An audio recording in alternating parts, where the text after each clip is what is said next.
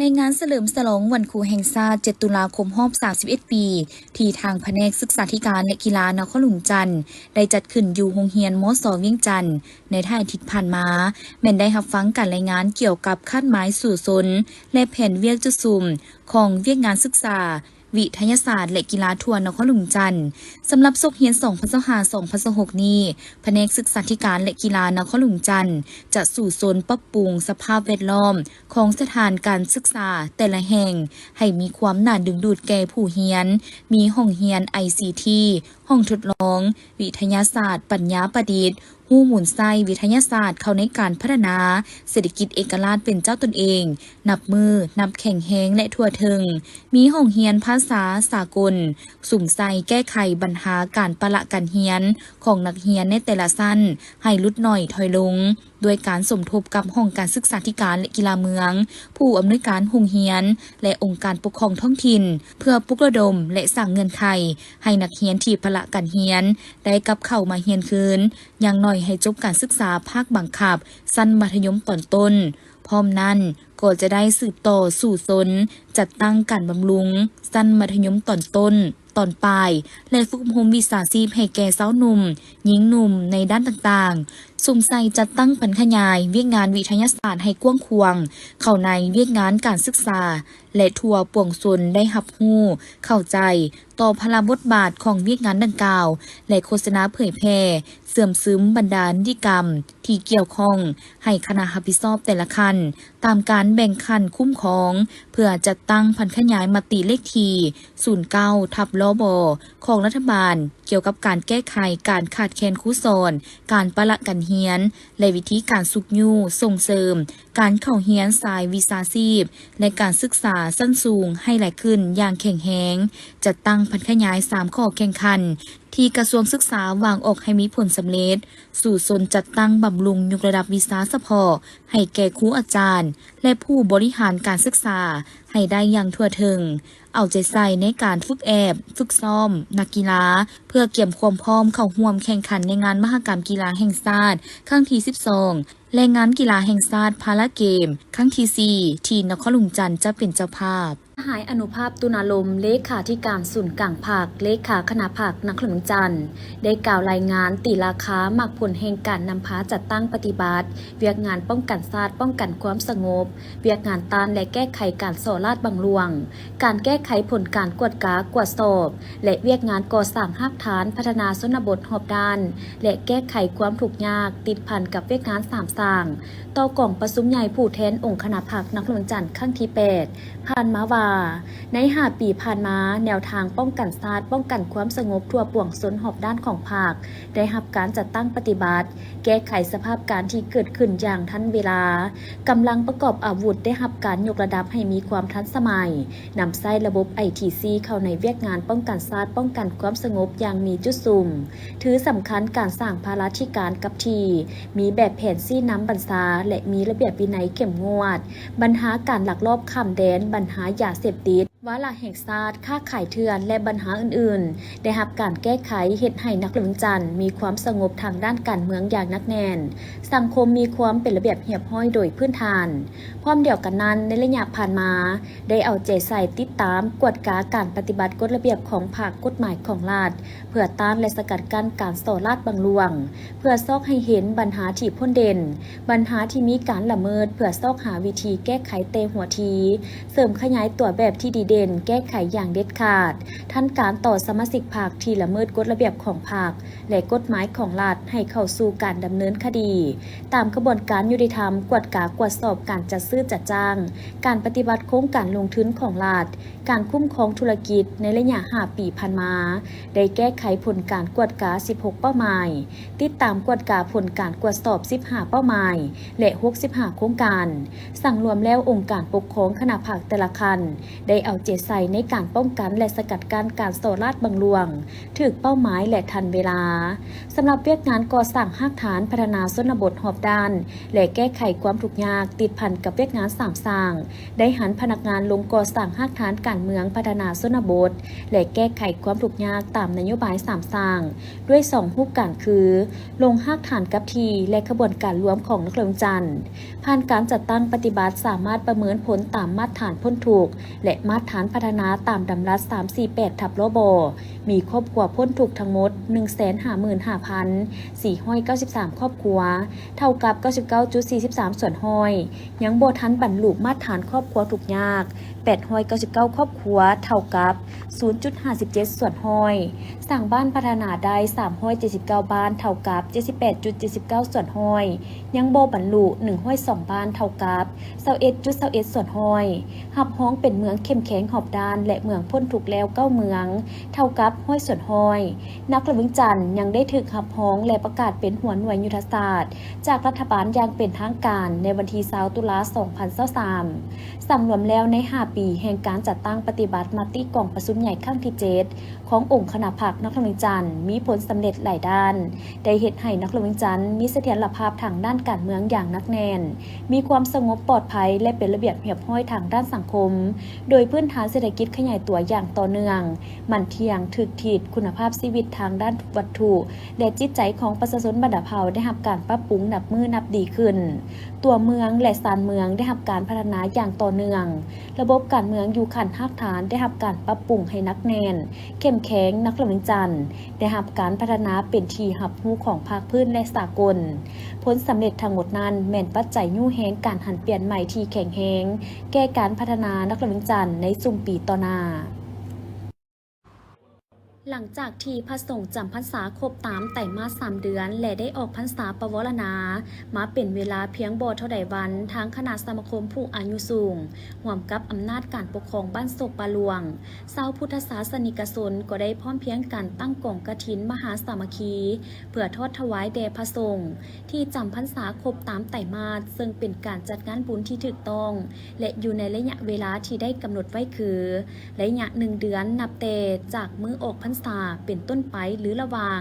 มือบุญสวงเหือทาวจันทร์จนไปถึงบุญนมัสการพระธาตุหลวงเวียงจันทร์แม้นเป็นระยะแห่งการจัดงานบุญกฐินของชาวพุทธสนานทั้งวัดมหาพุทธวงศ์สาปาหลวงเมืองศรีสัตนาคนครหลวงเวียงจันทร์จึงกำหนดจัดใส่ในวันที่10-11 ตุลา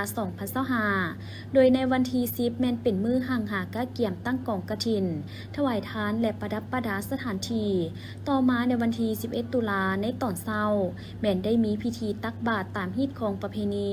ที่ได้เต้าโฮมชาวพุทธศาสนิกชนได้มาพร้อมกันตักบาตรก่อนก้าวไปสู่การตั้งขบวนแห่กองกฐินมหาสามัคคีพร้อมเครื่องบริวารเข้าหาวัดและแห่อ้อมศาลาปฏิบัติธรรม3รอบก่อนนำไปทอดถวายแด่พระสงฆ์ภายในวัดซึ่งให้ความเมตตาเข้าร่วมเป็นประธานพิธีโดยพระอาจารย์อธิปไตยไมตรีจิตคณะบริหารงานศูนย์กลางหัวหน้าห้องการบริหารงานศูนย์กลางองค์การพุทธศาสนาสัมพันธ์ลาวพระอาจารย์ส่องแก้ววรกุมารเจ้าอธิการวัดมหาพุทธวงศ์สาปาหลวงนอกนี้ยังมีพระสงฆ์จากฝั่งประเทศเพื่อนบ้านเมตตาเข้าร่วมโดยพระอาจารย์มหาสุรัตน์อัคคละตะโนตัวแทนคณะสงฆ์วัดปฐมกายประเทศไทยที่ได้นำเอาปัจจัยมาถวายและเข้าร่วมในงานบุญตลอดฮอดเจ้าภาพเจ้าสถาจากสมาคมผู้อายุสูงเมืองศรีสัตนาคครอบครัวปริญญาเอกพรประเสริฐอินทศรประธานกลุ่มบริษัท 3S พัฒนา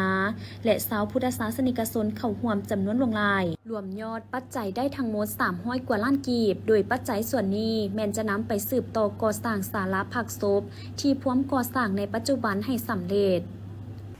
เจริญสุขเจริญธรรมออกตนญาติโยมสาวพุทธบริษัททั้งหลายอาตมาภาพ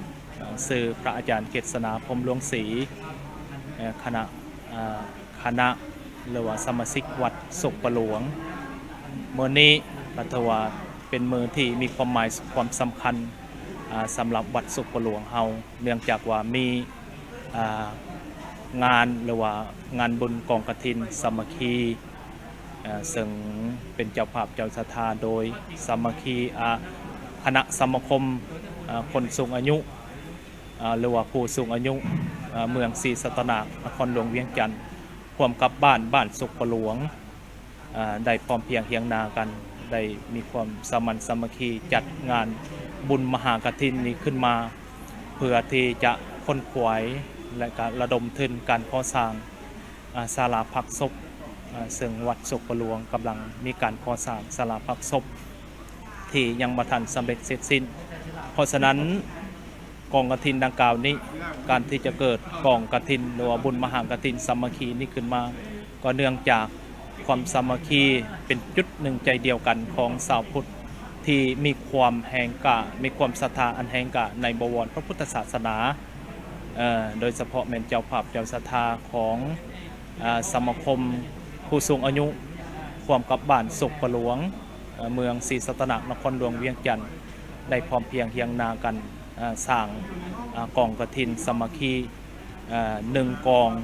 เพื่อถอดถวายที่วัดมหาพุทธวงศาสุขประหลวงเมื่อนี้ก็มีญาติโยมชาวพุทธบริษัททั้งหลายจากบ้านไกลซิดมิตรไกลเคียงมาร่วมกันตักบาตรและเวลา9 โมงก็มีการแห่กองกฐินแห่ต้นกระพึกและก็แห่บารมีกฐินกระถือว่ามีความคึกคืนมวลซืนออกตนญาติโยมเพราะฉะนั้นท้ายที่สุดนี้อาตมาขออวยใส่ให้พรออกตนญาติโยมชาวพุทธบริษัททั้งหลายที่มาเฮ็ดบุญกินทานในมื้อนี้จงมีสุขภาพเข้มแข็งพลานามัยสมบูรณ์ขอให้เจริญในหน้าที่เจริญในการงานเจริญในภพทรัพย์เจริญในอริยทรัพย์สิ่งใดที่ประเสริฐสิ่งใดที่ล้ำเลิศจงบังเกิดแก่ครอบครัวและญาติพี่น้องขององค์ตนญาติโยมชาวพุทธบริษัททั้งหลายที่มาเฮ็ดบุญกินทานในมื้อนี้ทุกคนทุกท่านด้วยเถิด สำหรับบุญกฐินแม่นมีลักษณะอยู่2 อย่างคือจุลกฐินและมหากฐินในนี้จุลกฐินเป็นกฐินน้อย1มีระยะกะเกี่ยมสั้นเป็นกฐินด่วนเฮ็ดให้แล้วมื้อเดียวหรือเพิ่นมักห้องว่ากฐินแลนเริ่มต้นแต่เข็นฝ่ายต่ำย้อมสีตัดยิบเป็นพื้นให้สำเร็จในมื้อนั้นการเฮ็ดกฐินประเภทนี้ต้องมีความสามัคคีมีความชำนาญเป็นพิเศษจึงสามารถเฮ็ดได้ในมื้อเดียวปัจจุบันบ่เป็นที่นิยมเฮ็ดแล้วเนื่องจากมีสินค้าใช้ในการเฮ็ดบุญประเภทต่างๆเต็มตลาดบ่ว่าจะเฮ็ดหยังก็จัดให้แล้วบ่ถึง20 นาทีและมหากฐิน2เป็นกฐินใหญ่คือผู้เฮ็ดมีเวลากะแก่มดนมีบริการบริวารหลายคือนิยมเฮ็ดการเฮ็ดคือสู่มื้อนี้ผ้าที่จะถวายเป็นผ้ากฐินนั้นต้องเป็นผ้าที่ได้ขนาดทั้งส่วนกว้างและส่วนยาวถ้าบ่ได้ขนาดไส้บ่ได้หลักการกำหนดว่า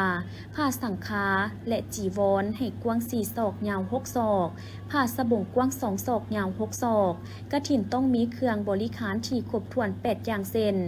บาทสังฆาจีวรสบงมีดแทและมีดตัดประคดแอว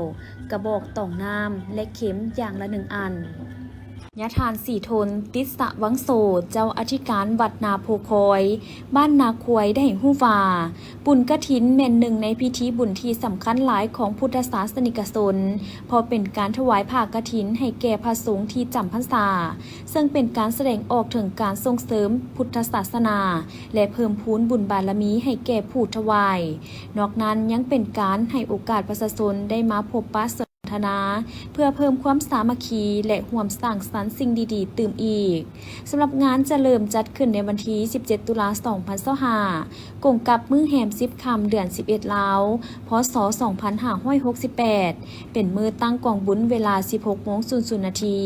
พิธีสูตรปริตะมงคลในวันที่18 ตุลาคมกงกับมื้อแหม11 ค่ำเดือน11 ลาวพ.ศ. 2568เป็นมื้อทอดถวายผ้ากฐินและตักบาตรถวายทานแด่พระสงฆ์อย่างเป็นทางการอันนี้ก็เป็นข้าวบุญงานกฐินวัดนาโพคอยเมืองไสเศรษฐาบ้านนาควยใต้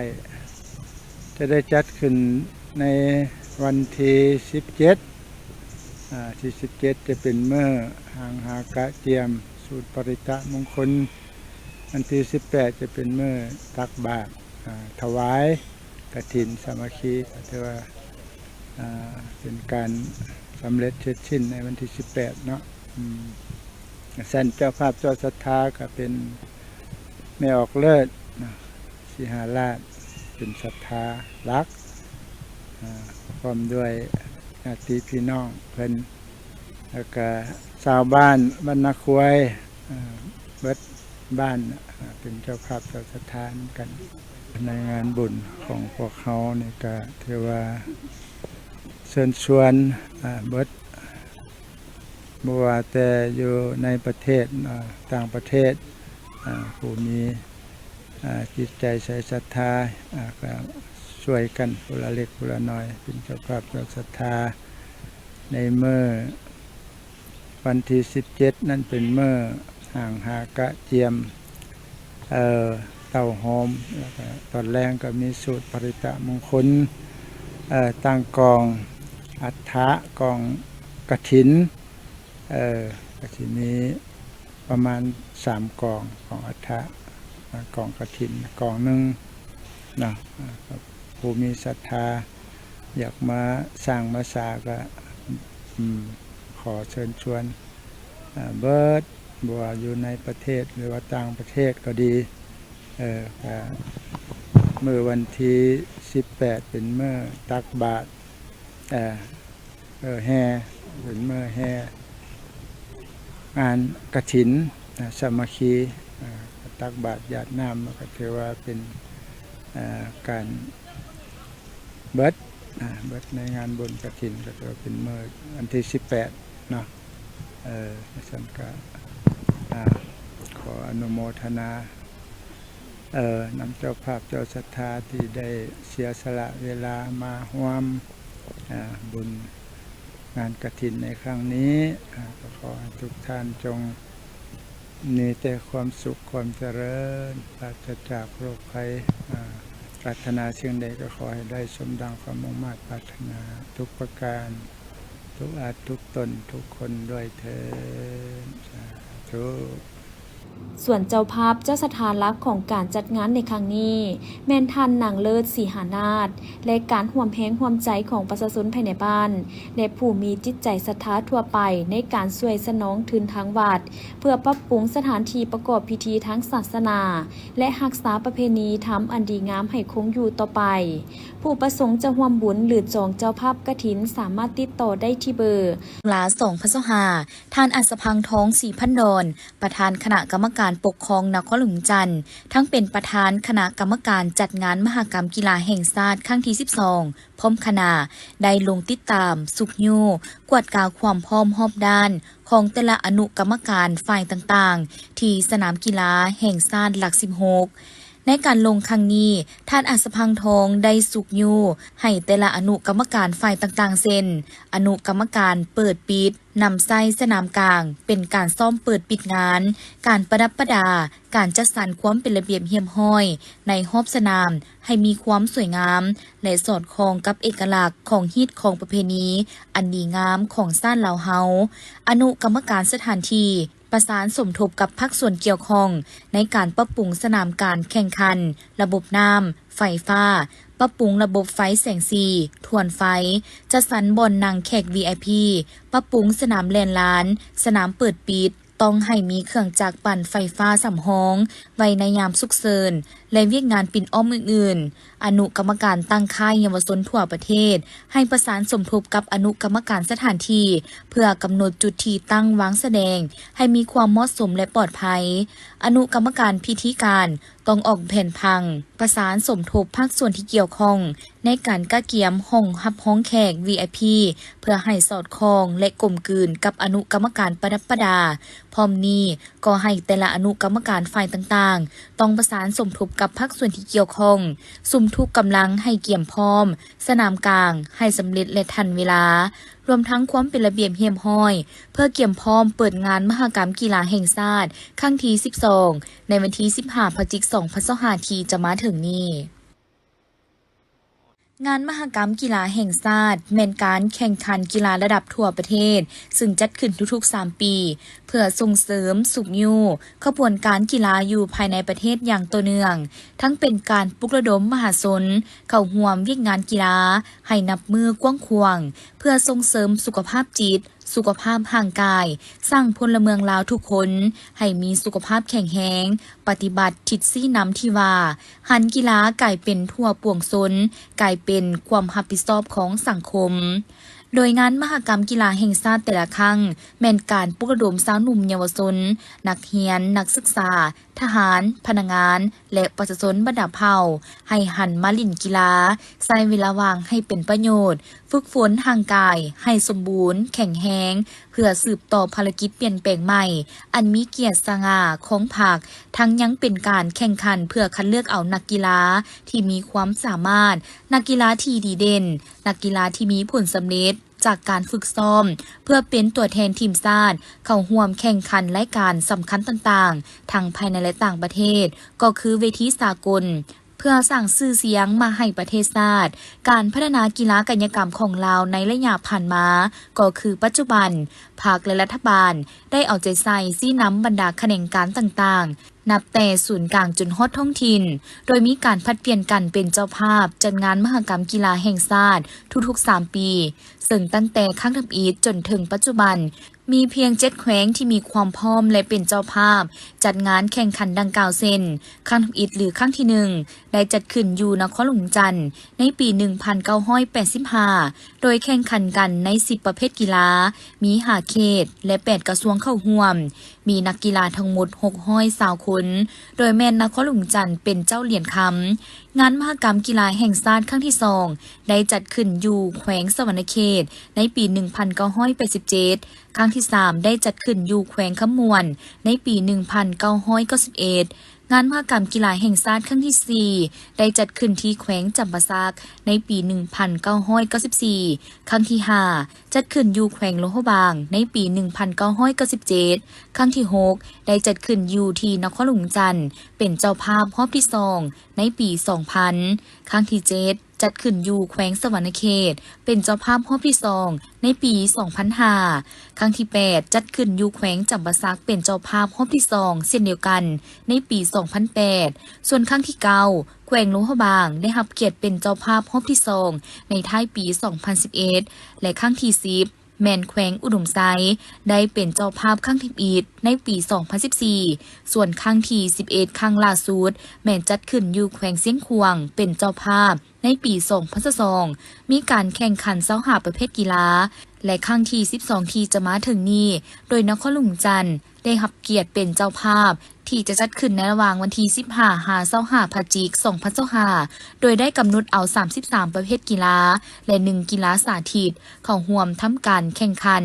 ในนั้นจะมีการชิงไซเหรียญคำ1,252 เหรียญเหรียญเงิน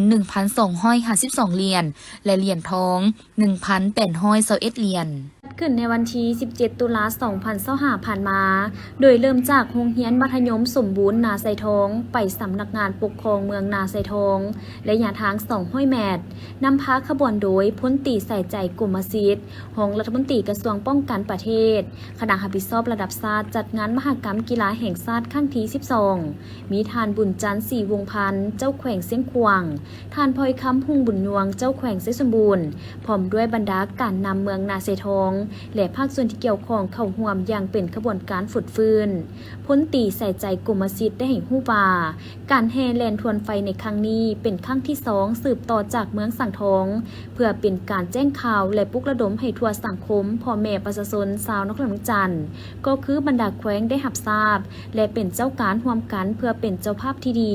ในการจัดงานแข่งขันกีฬาครั้งนี้ให้มีผลสำเร็จตามระดับคาดหมาย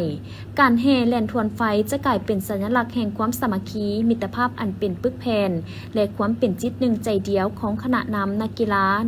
จากบรรดาแขวงในทั่วประเทศพร้อมกันพัฒนาเวียกงานกีฬากายกรรมซึ่งเป็นหนึ่งในฐานหลักมูลการศึกษาแห่งชาติและสร้างให้ได้นักกีฬาที่ดีเด่นในวงการกีฬาลาวก็คือการสร้างประสบการณ์และความเข้มแข็งให้นักกีฬาด้วยหลายรูปหลายสีสันสร้างเงื่อนไขยกระดับความสามารถของนักกีฬาให้เทียบทันกับระดับภาคพื้นและสากลพร้อมกันนั้นก็เพื่อสืบต่อสุขยูการสร้างขบวนการให้มีลักษณะต่อเนื่องและฝึกฟื้นทั้งเป็นการจัดงานมหกรรมกีฬากายกรรม ในทั่วประเทศให้ประสบผลสำเร็จอย่างมีมากผลและจบงามสำหรับกิจกรรมแห่แล่นทวนไฟงานมหกรรมกีฬาแห่งชาติครั้งที่ 12 ครั้งต่อไปจะจัดขึ้นในวันที่ 21 ตุลาคม 2025 อยู่เมืองสีโคตะบองนครเมืองจันทร์งานมหกรรมกีฬาแห่งชาติครั้งที่ 12 หรือนครเมืองจันทร์เกม 2025 จะจัดขึ้นอย่างเป็นทางการในวันที่ 15 พฤศจิกายนที่จะมาถึงนี้ซึ่งก่อนจะจัดงานดังกล่าวคณะรับผิดชอบได้จัดกิจกรรมแห่และแล่นทวนไฟเริ่มแต่วันที่ 12 ตุลาคมเป็นต้นมาจนถึงวันที่ 13 พฤศจิกายน 2025 ซึ่งจะจัดอยู่แต่ละเมืองภายในนครหลวงจันทร์โดยได้เชิญตัวแทนจากบรรดาแขวงเข้าร่วม2แขวงต่อการแล่นทวนไฟ1เมืองส่วนพิธีขอทวนไฟศักดิ์สิทธิ์จะจัดขึ้นในวันที่ 14 พฤศจิกายนและนำทวนไฟเข้าสู่พิธีเปิดงานอย่างเป็นทางการในวันที่ 15 พฤศจิกายน 2025ใน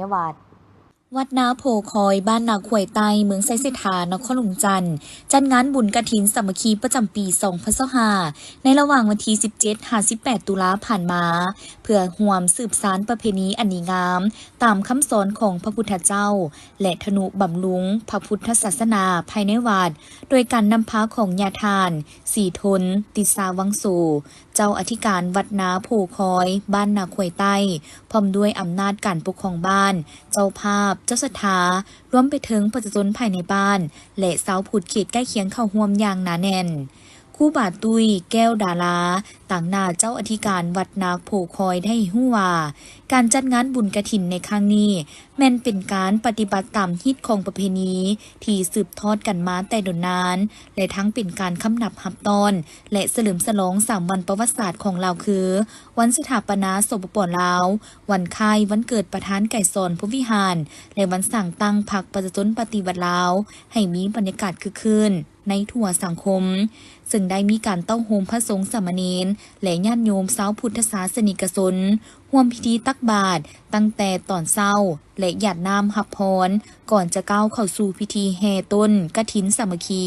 ออมสารวัตรแล้วทอดถวายวัตถุปัจจัยแก่วัดเพื่อสมทบทุนเข้าในการทนุบำรุงพระพุทธศาสนาภายในวัด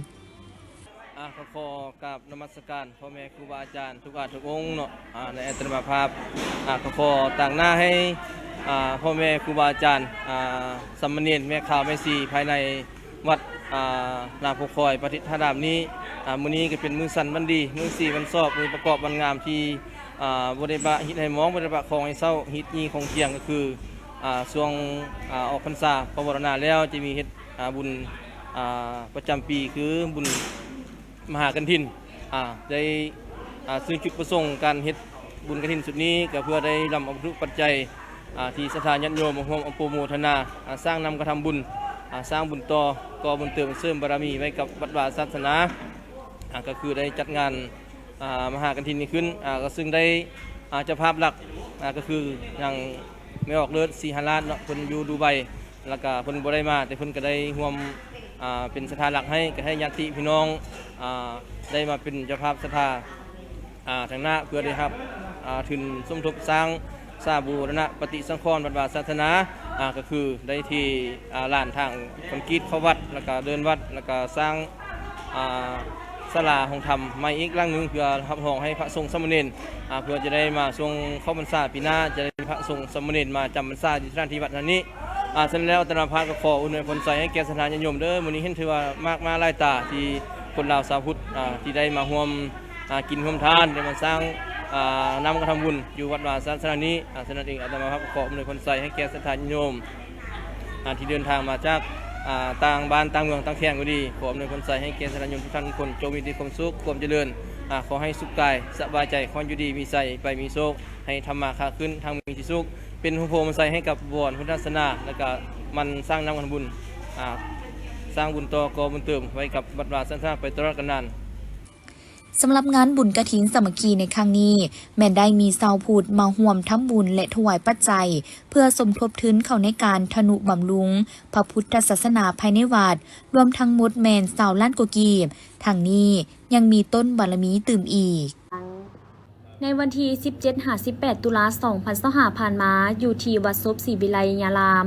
บ้านวัดศพเมืองศรีสัตนานครหลวงเมืองจันทร์ได้มีกล่องกฐินนำมาทอดถวาย ที่เป็นเจ้าภาพหลักจากครอบครัวทานบัวลีจันดาราประธานแนวลาวสั่งซาดบ้านวัดศพครอบครัวทานบุญถนอมแสงดารา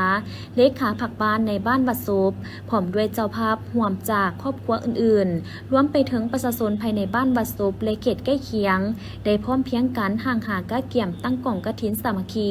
แล้วนำมาทอดถวายแด่พระสงฆ์ผู้ที่มีความเหมาะสมและจำพรรษาครบไตรมาส3 เดือนของการเข้าพรรษาและหยาผ่านมา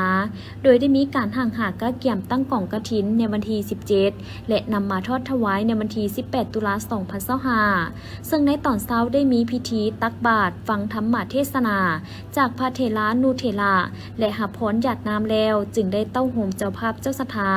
เฮผ้ากฐินสามัคคีซึ่งนำพาโดยพระอาจารย์บุญเลิศเสยวงศ์เจ้าอธิการวัดศพศรีวิไลยารามและได้หับความเมตตาเข้าร่วมโดยพระอาจารย์ใหญ่สนนินแก้วน้ำเมืองศรีสัตนากประธานองค์การพุทธศาสนาสัมพันธ์ลาวเมืองศรีสัตนากพร้อมด้วยพระเถระนุเถระและชาวพุทธเข้าร่วมแห่อ้อมพัทธสิมา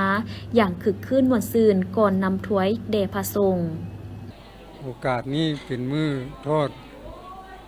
กองกฐินสามัคคีของประชาชนบ้านวัดศพโดยมีครอบครัวข้าพเจ้าคือมิตรสมเด็จจันดาราเป็นเจ้าภาพหลักมีเจ้าภาพห้องก็มีทานนายบ้านบุญถนอมแสงดาราทานนางประนอมบุภาและผู้อื่นๆในเมืองบ้าน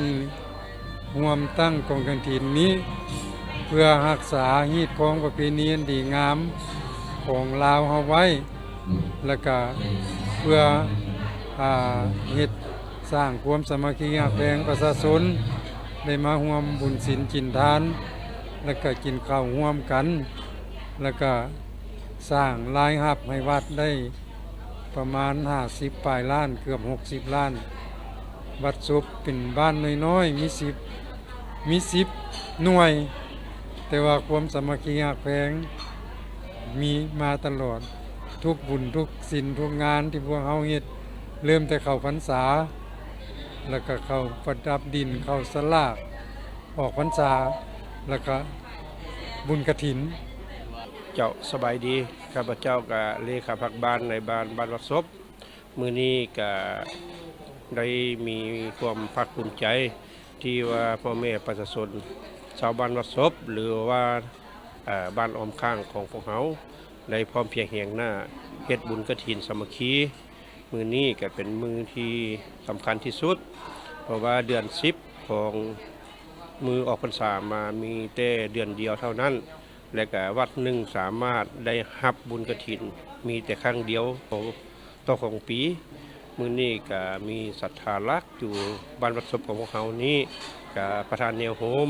สองมาก็มันเลขาพักบ้านในบ้านที่ว่ามีจัดศรัทธาปักกฐินเนาะทั้งว่าขอกล่าวถึงพ่อแม่ประชาชนที่ว่ามีจิตใจเลื่อมใสที่อยากจะปักกฐินบ่ถึงว่าจะมีอายุต่ำหรือสูงก็สามารถปักกฐินได้เนาะอันนี้ก็กล่าวถึงพ่อแม่ประชาชน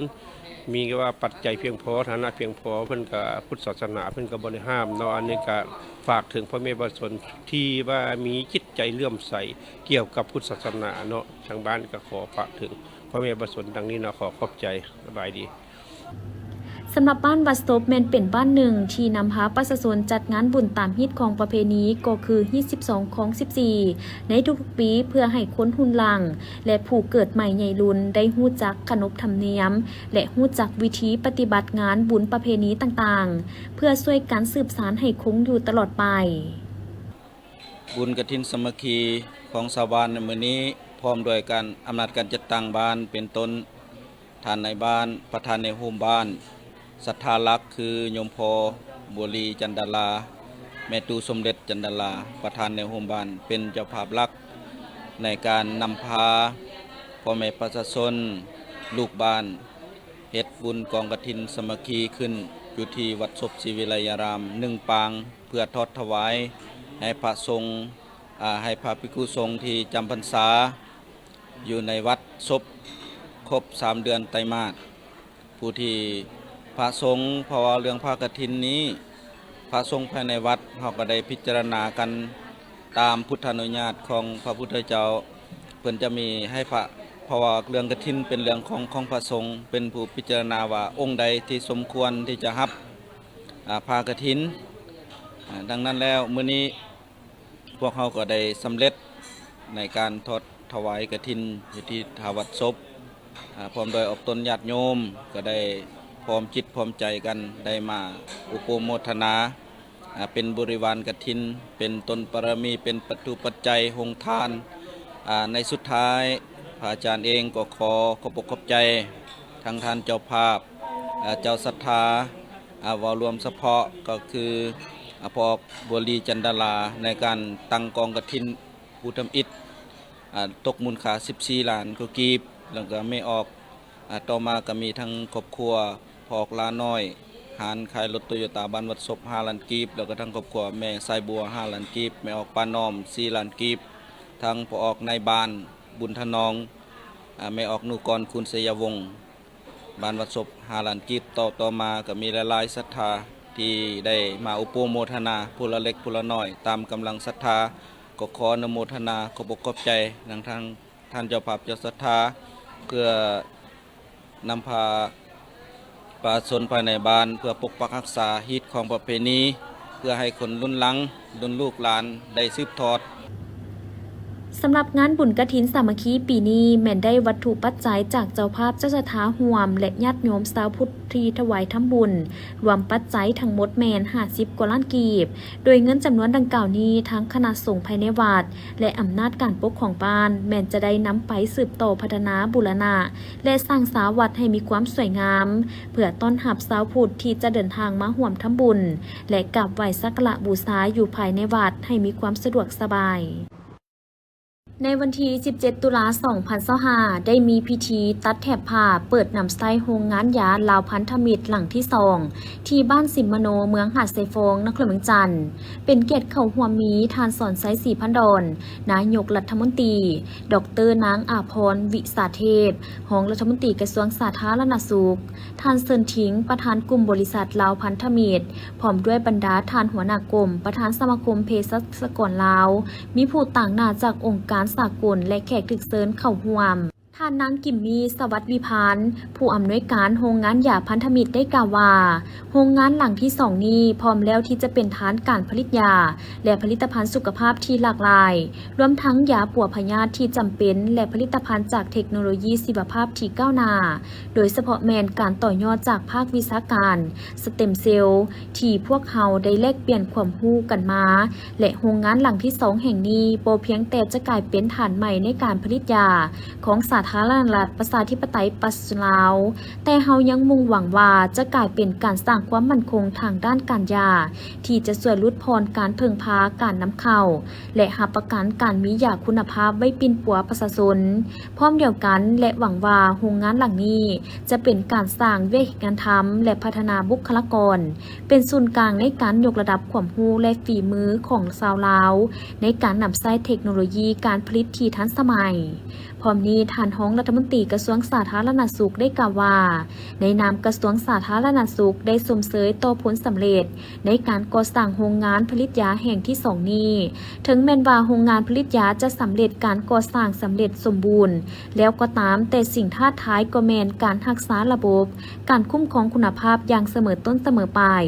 ซึ่งเป็นสิ่งท้าทายในการจัดตั้งปฏิบัติดังนั้นกระทรวงสาธารณสุขจึงสืบต่อซี่นำสายแผนงานเกี่ยวข้องเป็นต้นกลุ่มอาหารและยาเพื่อเป็นเจ้าการเอาใจใส่ติดตามสุขยุส่งเสริมการเคลื่อนไหวดำเนินกิจการอย่างสมบูรณ์รอบด้านตามมาตรฐานและสืบต่อพัฒนาผลิตภัณฑ์ใหม่ๆออกสู่สังคมโดยเฉพาะกลุ่มยาไบโอหรือวัคซีนเพื่อสนองให้แก่เวียกงานการพยาธิในสาธารณรัฐประชาธิปไตยปัจจุบันลาวให้มีความยืนยงทางด้านต้องโศกการสนองภายในรับประกันการมียาเพียงพอในเวลาต้องการรวมทั้งสภาวะฉุกเฉินทางสาธารณสุขก็สามารถตอบสนองได้อย่างเป็นปกติด้วยการสนับสนุนของทุกภาคส่วน กองบัญชาการปกส.เมืองไซธานีนครหลวงจันทน์ได้ศึกษาอบรมกลุ่มลินการพนันจำนวน 45 คน หญิง 4 คน ในนี้เป็นคนต่างประเทศ 6 คน พร้อมเครื่องของกลางมีโต๊ะสนุกเกอร์ 1 หน่วย ตู้เกม 8 หน่วย เหรียญ10จำนวนหลาย และรายการอื่นๆ อีกจำนวนหนึ่ง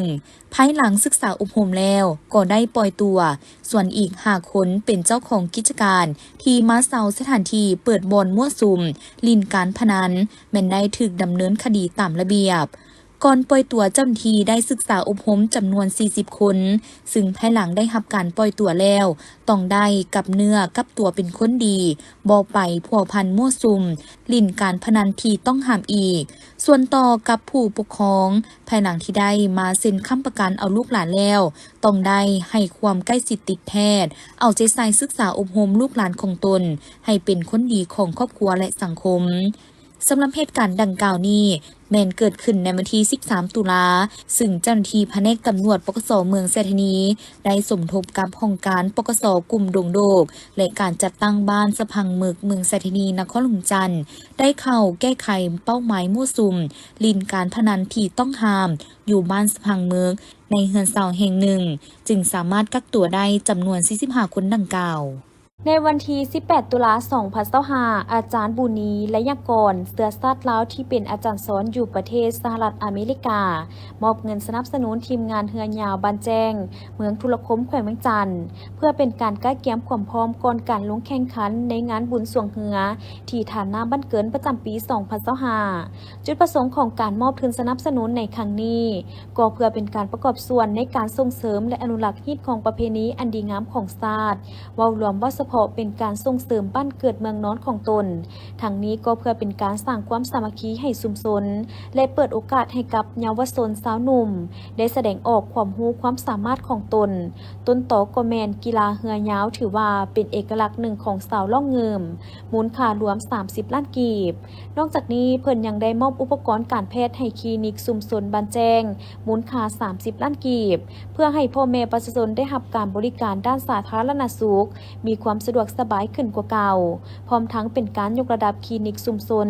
ในการบริการอย่างทั่วถึงและมอบทุนให้ขนส่งบ้านแจ้ง10 ล้านกีบทุนสร้างสโมสรโรงเรียนประถมบ้านแจ้ง20 ล้านกีบมอบทุนให้ธุรกิจครอบครัว2ครอบครัว10 ล้านกีบและอุปถัมภ์ศิลปะด้านสร้าง10 ล้านกีบรวมมูลค่าทั้งหมด160 ล้านกีบต่างหน้ามอบโดยท่านบุษดีเสยวงศ์เจ้าของห้านโอนเงินและขนส่งหุงอรุณสาขาบ้านแจ้งรับโดยต่างหน้าองค์การจัดตั้งบ้านและท่านหมอประจำคลินิกและต่างหน้าจากภาคส่วนต่างๆขึ้นหับพร้อมนี้ต่างหน้าจากภาคส่วนต่างๆก็ได้กล่าวแสดงความขอบใจมายังอาจารย์บุนีไวยากรที่ย้ำใดก็ยังคิดฮอดคิดถึงบ้านเกิดเมืองนอนของตนเองทั้งหมดนี้เป็นสิ่งที่เพิ่นตั้งใจที่สุดคือการสนับสนุนเฮือสวงเพราะเป็นวัฒนธรรมแห่งสายน้ำของพี่น้องบ้านเฮาซึ่งเป็นบ้านเกิดของเพิ่นเองที่สืบทอดกันมาแต่บูหานการและมีหมุนเสื้อญาติได้ที่1ระดับแขวงมาหลายสมัยและมีชื่อเสียงโด่งดังเพื่อสืบทอดงานประเพณีดังกล่าวบ่ให้สูญหายไปตามกาลเวลาและเห็นได้ความสำคัญถึงความสะดวกในด้านสาธารณสุขความสะดวกแก่พี่น้องบ้านเฮาให้ได้รับการบริการทุกๆด้านบ่ว่าจะเป็นศิลปะวัฒนธรรมขนส่งสุขภาพด้านกสิกรรมและอื่นๆ